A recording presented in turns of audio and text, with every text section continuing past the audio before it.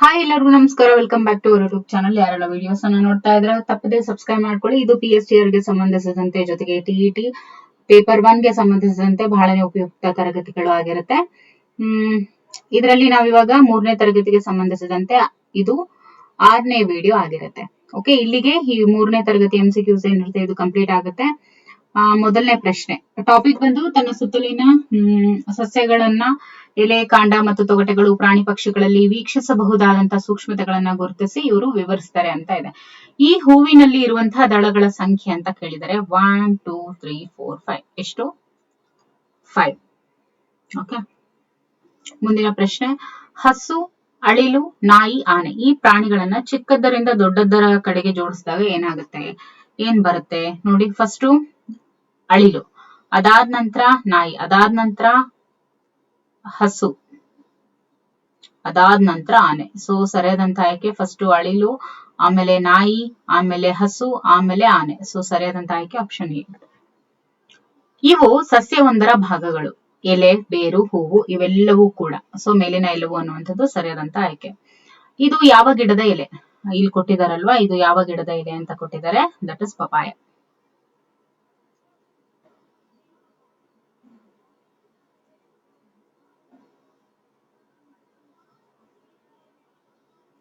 ಈ ಹೂವನ್ನ ಗುರುತಿಸಿ ಅಂತ ಇದೆ. ಯಾವ್ದದು?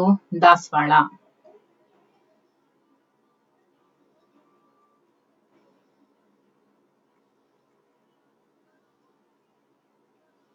ಅಗಲವಾದ ಎಲೆಗಳನ್ನ ಹೊಂದಿರುವಂತಹ ಮರ ಯಾವುದು? ಅಗಲವಾದ ಎಲೆಗಳನ್ನ ಒಳಗೊಂಡಿರುವಂತಹ ಮರ ಯಾವುದು ಅಂತ ಕೇಳಿದ್ರೆ ದಟ್ ಇಸ್ ಸಾಗುವಾನಿ, ಅಕೇಶಿಯಾ, ತೆಂಗು, ನೀಲಗಿರಿ. ನೋಡಿ ತೇಗ. This is very important. 6ನೇ ಪ್ರಶ್ನೆ ನೋಡಿ, ಇವುಗಳಲ್ಲಿ ಅಗಲವಾದ ಎಲೆಗಳನ್ನ ಹೊಂದಿರುವಂತಹ ಮರ ಯಾವುದು ಅಂದ್ರೆ ತೇಗದ ಮರ, ಸಾಗುವಾನಿ ಅಂತ ಕೂಡ ಕರೀತಾರೆ. ಓಕೆ, ಇವುಗಳಲ್ಲಿ ಸಾಮಾನ್ಯವಾಗಿ ಎತ್ತರವಾಗಿ ಬೆಳೆಯುವಂತಹ ಮರ ಯಾವುದು ಅಂತ ಕೇಳಿದರೆ ದಟ್ ಇಸ್ ತೆಂಗು.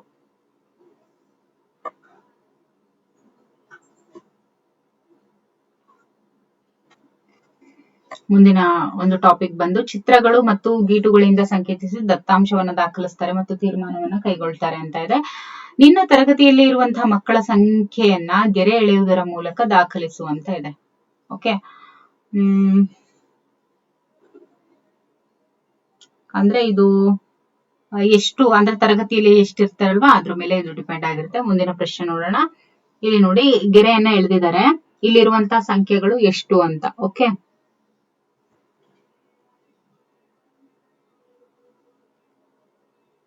ಇಲ್ಲಿ 5 ಒಂದ್ ಬಾಕ್ಸ್ ಅಲ್ಲಿ 5 ಇದೆ. ಓಕೆ, ಇದು ನೋಡಿ ಇದು 5, ಇದು 5, ಇದು 5, ಇದು ಎಷ್ಟಿದೆ? 1 2 3 ಇದೆ. ಇದು 3, ಇನ್ಮಿಕ್ಕಿದೆಲ್ಲ 5. ಸೊ 10 15 16 17 18. ಸೊ ಸರಿಯಾದಂತ ಆಯ್ಕೆ ಯಾವುದು? 18. ಸೇಬು ಹಣ್ಣು 16. ಈ ಸಂಖ್ಯೆಯನ್ನ ಗೆರೆಗಳಿಂದ ಪ್ರತಿನಿಧಿಸಬಹುದಾದಂತಹ ರೀತಿ ಅಂತ ಕೇಳಿದ್ದಾರೆ. ಸೊ ಸರಿಯಾದಂತ ಆಯ್ಕೆ 16 ಇದು.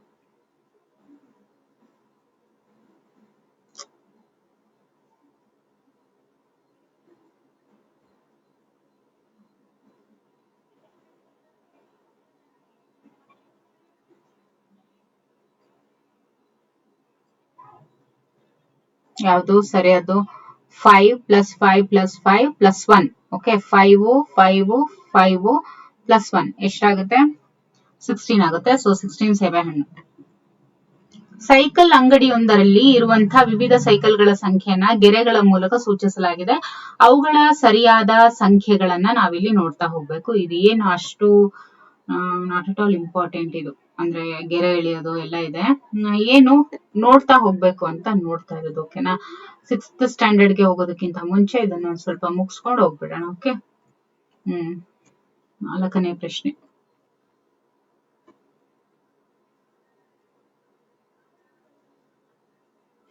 ನೋಡಿ. ಇಲ್ಲಿ ಎಷ್ಟಿದೆ ಅಂದ್ರೆ ಇಲ್ಲಿ 20 ಇದೆ. 5 + 5 + 5 + 5 ದಟ್ ಇಸ್ 20. 5 5 5 5 ಎಷ್ಟು? 20 ಪ್ಲಸ್ ಇಲ್ಲಿ ಎಷ್ಟಿದೆ? 3 ಇದೆ. ಓಕೆ,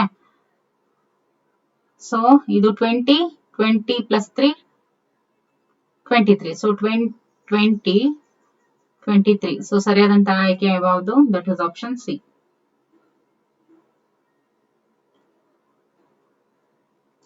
ಪದಗಳಲ್ಲಿ ಬರೆದಿರುವಂತಹ ಸಂಖ್ಯೆಗೆ ಸರಿ ಹೊಂದುವಂತೆ ಗೆರೆಯನ್ನ ಎಳೆದು ಬರೆದಾಗ ಯಾವ ರೀತಿ ನೋಡಿ. 1 2 3 4 5 1 2 3 4 5 1 5 1 2 3 4 5. Okay, S.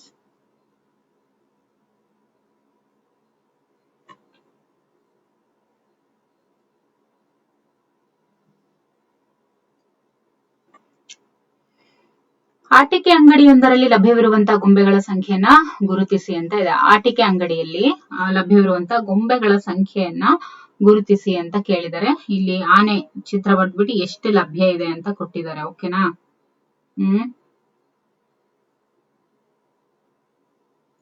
ಇದು 5, ಇದು 4. ಓಕೆ, ಇದು ಎಷ್ಟಿದೆ? 5 + 5 + 5 ಎಷ್ಟಾಗುತ್ತೆ? 9 + 15. ಸೊ ಸರಿಯಾದಂತ ಆಯ್ಕೆ ಆಪ್ಷನ್ ಡಿ ಆಗುತ್ತೆ. ನಮ್ಮ ರಾಷ್ಟ್ರೀಯ ಲಾಂಛನದಲ್ಲಿ ಇರುವಂತಹ ಅಶೋಕ ಚಕ್ರದಲ್ಲಿ ಇರುವಂತಹ ಗೆರೆಗಳ ಸಂಖ್ಯೆ ಎಷ್ಟು ಅಂತ ಕೇಳಿದ್ದಾರೆ. ಓಕೆ, ಎಷ್ಟು ಗೆರೆಗಳ ಸಂಖ್ಯೆ ಎಷ್ಟಿದೆ?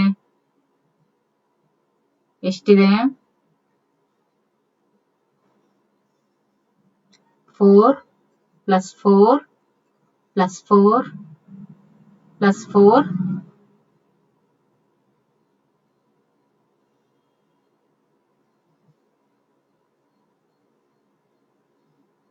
+ 3 ಎಷ್ಟಾಗುತ್ತೆ?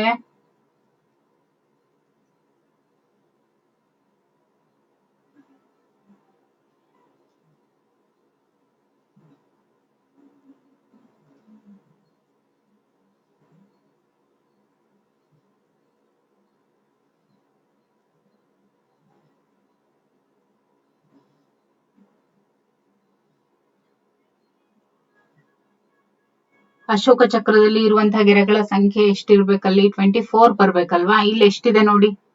ಇಲ್ಲಿ ಇದು 3 ಇರೋದು, ಇಲ್ಲಿ 4. ನೋ 5. ಇದು ಕಾಣಿಸ್ತಾ ಇಲ್ಲ. ಓಕೆ ಬಿಡಿ. ಎಷ್ಟಿರ್ಬೇಕು ನೋಡಿ.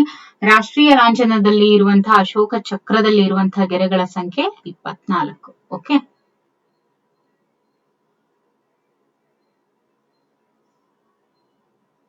ಅದೇನ್ ಹೇಳುತ್ತೆ? ರಾಷ್ಟ್ರ ಲಾಂಛನದಲ್ಲಿ ಇರುವಂತಹ ಅಶೋಕ ಚಕ್ರದಲ್ಲಿ ಏನು 24 ಗೆರೆಗಳಿದೆಯಲ್ಲ, ಅದೇನ್ ಹೇಳುತ್ತೆ ಅಂತ ಹೇಳಿದ್ರೆ 24 ಪ್ರಿನ್ಸಿಪಲ್ಸ್ ಅನ್ನ ಅದು ಹೇಳ್ತಾ ಹೋಗುತ್ತೆ. ಓಕೆ, ಅಂಡ್ ಆಲ್ಸೋ ಅದು ಏನನ್ನ ಹೇಳುತ್ತೆ ಅಂದ್ರೆ 24 ಅವರ್ಸ್ ಏನಿದೆಯಲ್ಲ, ಅಂದ್ರೆ ಒಂದು ದಿನದ 24 ಗಂಟೆ ಅಂತ ನಾವೇನ್ ಕರಿತೀವಿ, ಅದನ್ನ ನಾವು ಇಲ್ಲಿ ಏನಂತ ಕರೀತಾರೆ? ವೀಲ್ಸ್ ಆಫ್ ದ ಟೈಮ್ ಅಂತ ಕೂಡ ಇದನ್ನ ಕರೀತಾರೆ. Okay, wheels of the time ಅಂತ ಹೇಳಿ 24 ಗೆರೆಗಳೇನಿದೆ ಅಶೋಕ ಚಕ್ರದಲ್ಲಿ ಅದನ್ನ ಆ ತರ ಕೂಡ ಕರೀತಾರೆ. ಸೊ ಮುಂದಿನ ಟಾಪಿಕ್ ಗೆ ಹೋಗೋಣ. 28ನೇ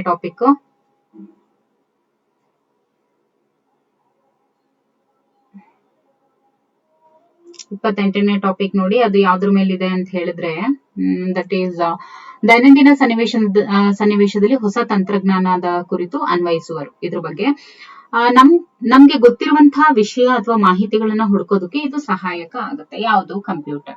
ಇದು ಕಂಪ್ಯೂಟರ್ನ ಭಾಗ ಅಲ್ಲ. CPU, ಕೀಬೋರ್ಡ್, ಮೊಬೈಲ್, ಮೌಸ್ ಅಂತ ಇದೆ.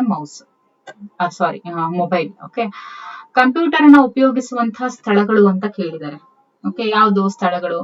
ಶಾಲೆ, ಆಸ್ಪತ್ರೆ, ಕಚೇರಿ ಎಲ್ಲವೂ ಆಗಿರುತ್ತೆ. ಓಕೆ, ತಂತ್ರಜ್ಞಾನ ಬಳಕೆಯಲ್ಲಿ ಇದು ತುಂಬಾನೇ ಸಹಕಾರಿಯಾಗಿದೆ. ಯಾವುದು ತಂತ್ರಜ್ಞಾನ ಬಳಕೆಯಲ್ಲಿ ಯಾವುದು ಸಹಕಾರಿಯಾಗಿದೆ ಅಂತ ಕೇಳಿದರೆ, ಸ್ಮಾರ್ಟ್ ಫೋನು, ಕಂಪ್ಯೂಟರ್, ಇಂಟರ್ನೆಟ್ ಎಲ್ಲವೂ ಕೂಡ ಹೌದು. ಇದು ಪ್ರತಿನಿತ್ಯದ ಮಾಹಿತಿಯನ್ನ ಮುದ್ರಿತ ರೂಪದಲ್ಲಿ ಹಳ್ಳಿಗೂ ತಲುಪಿಸುತ್ತೆ. ಯಾವುದು? ವೃತ್ತಪತ್ರಿಕೆ, ದೂರವಾಣಿ, ಪೋಸ್ಟ್ ಕಾರ್ಡ್, ಮೇಲಿನ ಎಲ್ಲವೂ ಅಂತ ಇದೆ. ಸರಿಯಾದಂತ ಆಯ್ಕೆ ದಟ್ ಇಸ್ ವೃತ್ತಪತ್ರಿಕೆ. ಧ್ವನಿ ರೂಪದಲ್ಲಿ ಸಂದೇಶಗಳನ್ನ ತಲುಪಿಸುವಂತಹ ಸಾಧನವನ್ನ ಏನಂತ ಕರೀತಾರೆ? ಧ್ವನಿ ರೂಪದಲ್ಲಿ ಸಂದೇಶಗಳನ್ನ ತಲುಪಿಸುವಂತಹ ಸಾಧನ. ವೃತ್ತಪತ್ರಿಕೆ, ಕಂಪ್ಯೂಟರ್, ಲ್ಯಾಪ್ಟಾಪ್, ದೂರವಾಣಿ ಅಂತ ಇದೆ. ಸರಿಯಾದಂತ ಆಯ್ಕೆ ದೂರವಾಣಿ. ಚಿತ್ರ ಹಾಗೂ ಶಬ್ದ ರೂಪದಲ್ಲಿ ಕಾಣಸಿಗುವಂತಹ ಸಮೂಹ ಮಾಧ್ಯಮ ಯಾವುದು ಅಂತ ಕೇಳಿದರೆ, ದಟ್ ಈಸ್ ಚಿತ್ರ ಮತ್ತು ಶಬ್ದ ರೂಪ ಎರಡು ಅಂತ ಹೇಳಿದ್ರೆ that is audio visual aid. ಯಾವುದು? ಟಿವಿ, ದೂರದರ್ಶನ. ಅತಿ ವೇಗವಾಗಿ ಸಂದೇಶಗಳನ್ನ ತಲುಪಿಸುವಂತಹ ವ್ಯವಸ್ಥೆ ಯಾವುದು? ಟೆಲಿಗ್ರಾಮ್, ಪೋಸ್ಟ್ ಕಾರ್ಡ್, ಇಮೇಲ್ ಅಂತ ಇದೆ. ಸರಿಯಾದಂತ ಆಯ್ಕೆ ಯಾವುದು? ಓಕೆ, ಸರಿಯಾದಂತ ಆಯ್ಕೆ ಯಾವುದು? ಇಮೇಲ್. ಓಕೆ,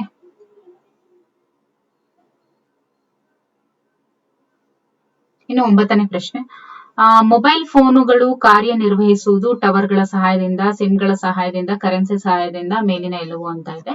ಮೇಲಿನ ಎಲ್ಲವೂ ಕೂಡ ಬೇಕು. ಇನ್ನು 29ನೇ ಟಾಪಿಕ್ ಬಂದು ಪ್ರಯೋಗ ಮತ್ತು ಪರಿಶೋಧನೆಯಲ್ಲಿ ಆಸಕ್ತಿ, ಕುತೂಹಲ ಮತ್ತು ವೈಜ್ಞಾನಿಕ ಚಿಂತನೆಯನ್ನ ಪ್ರದರ್ಶಿ ವಿವರಿಸುವುದು ಅಂತ ಇದೆ. 1 ಲೀಟರ್ ಬಾಟಲಿಯಲ್ಲಿ ನೀರನ್ನ ತುಂಬಿಸುವುದಕ್ಕೆ 200 ಮಿಲಿ ಲೀಟರ್ನ ಬಾಟಲಿಯಿಂದ ಎಷ್ಟು ಬಾರಿ ನೀರನ್ನ ಹಾಕಬೇಕು ಅಂತ ಇದೆ. ಓಕೆ, ಎಷ್ಟು ಬಾರಿ ಹಾಕ್ಬೇಕು ಅಂತ ಕೇಳಿದ್ರೆ, ಈಗ 1 litre is equal to 1000 ml, ಹೌದಲ್ವಾ? 1 litre is equal to 1000 millilitre. ಹಾಗಾದ್ರೆ 200 ಮಿಲಿ ಲೀಟರ್ನ ಬಾಟಲ್ ಇಂದ ಇಷ್ಟು ಬಾರಿ ನೀರನ್ನ ಹಾಕ್ಬೇಕು. ಎಷ್ಟು ಬಾರಿ? 5 ಟೈಮ್ಸ್ ಹಾಕ್ಬೇಕು. ಓಕೆ,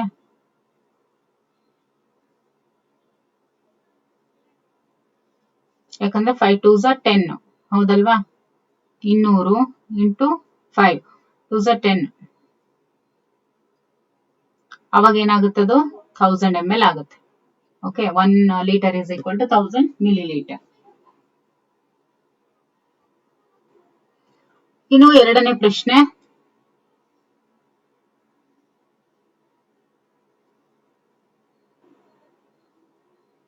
ಶಾಲೆಯಿಂದ ರಾಮುವಿನ ಮನೆಯು 450 ಮೀಟರ್ ದೂರದಲ್ಲಿ ಹಾಗೂ ಸೋಮುವಿನ ಮನೆ 1 ಕಿಲೋಮೀಟರ್ ದೂರದಲ್ಲಿ ಇದೆ. ಹಾಗಾದ್ರೆ ಶಾಲೆಯಿಂದ ಯಾವ್ರ ಮನೆ ಹೆಚ್ಚು ದೂರದಲ್ಲಿದೆ ಅಂತ ಕೇಳಿದ್ರೆ, ಹೆಚ್ಚು ದೂರದಲ್ಲಿ ಇರುವಂತದ್ದು 1 ಕಿಲೋಮೀಟರ್ ಮನೆ. 1 ಕಿಲೋಮೀಟರ್ ಏನಿದೆಯಲ್ಲ ಸೋಮುವಿನ ಮನೆ, ಇದು ಓಕೆ ಹೆಚ್ಚು ದೂರದಲ್ಲಿ ಇರೋದು.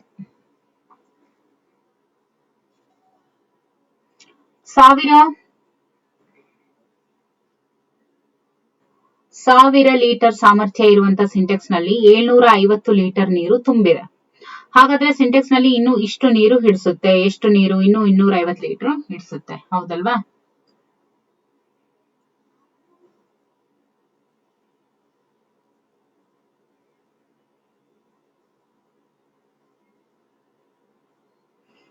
ವೈದ್ಯರೊಬ್ಬರು ಒಂದು ಮಗುವಿಗೆ 1.5 ವರ್ಷಕ್ಕೆ ಚುಚ್ಚು ಮದ್ದನ್ನ ಹಾಕಿಸಿಕೊಳ್ಳಲು ತಿಳಿಸಿದ್ದಾರೆ. 1.5 ವರ್ಷ ಅಂತ ಅಂದ್ರೆ ಎಷ್ಟು?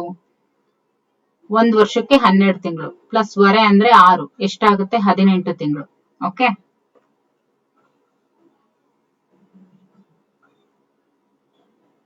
ಐದನೇ ಪ್ರಶ್ನೆ, 40 ಮಕ್ಕಳಿಗೆ ಕಬ್ಬಿಣಾಂಶ ಮಾತ್ರೆಯನ್ನ ವಿತರಿಸಬೇಕಾಗಿದೆ. ಒಂದು ಶೀಟ್ ನಲ್ಲಿ 10 ಮಾತ್ರೆಗಳು ಇದ್ರೆ ಬೇಕಾದಂತ ಶೀಟ್ಗಳ ಸಂಖ್ಯೆ ಎಷ್ಟು?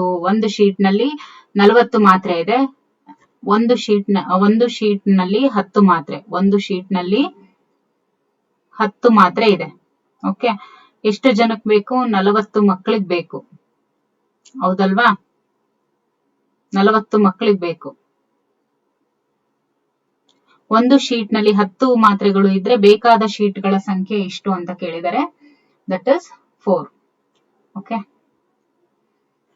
ಇನ್ನು 30ನೇ ಟಾಪಿಕ್ ಬಂದು ನೋಡಿ, ಥರ್ಮೋಮೀಟರ್ ಬಳಸಿಕೊಂಡು ತಾಪಮಾನವನ್ನ ಅಳಿತಾರೆ. ಸೊ ನಮ್ಮ ದೇಹದ ಉಷ್ಣತೆಯನ್ನ ತಿಳಿಯೋದಕ್ಕೆ ವೈದ್ಯರು ಬಳಸುವಂತಹ ಉಪಕರಣ ಯಾವುದು? ದಟ್ ಇಸ್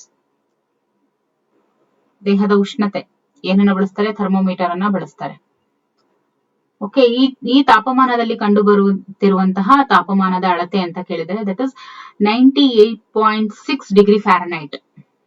ಓಕೆ, ನಮ್ಮ ಶರೀರದ ಸಾಮಾನ್ಯ ಉಷ್ಣತೆ ಎಷ್ಟು ಅಂತ ಕೇಳಿದರೆ, ನಮ್ಮ ಶರೀರದ ಸಾಮಾನ್ಯ ಉಷ್ಣತೆ ಕೂಡ 98.6 ಫ್ಯಾರನೈಟ್ ಅಲ್ಲಿ ಹೇಳುವಾಗ. ಓಕೆ, ನಮ್ಮ ದೇಹದ ಉಷ್ಣತೆಯನ್ನ ಸಾಮಾನ್ಯವಾಗಿ ವೈದ್ಯರು ಅಳೆಯುವುದು ಯಾವಾಗ?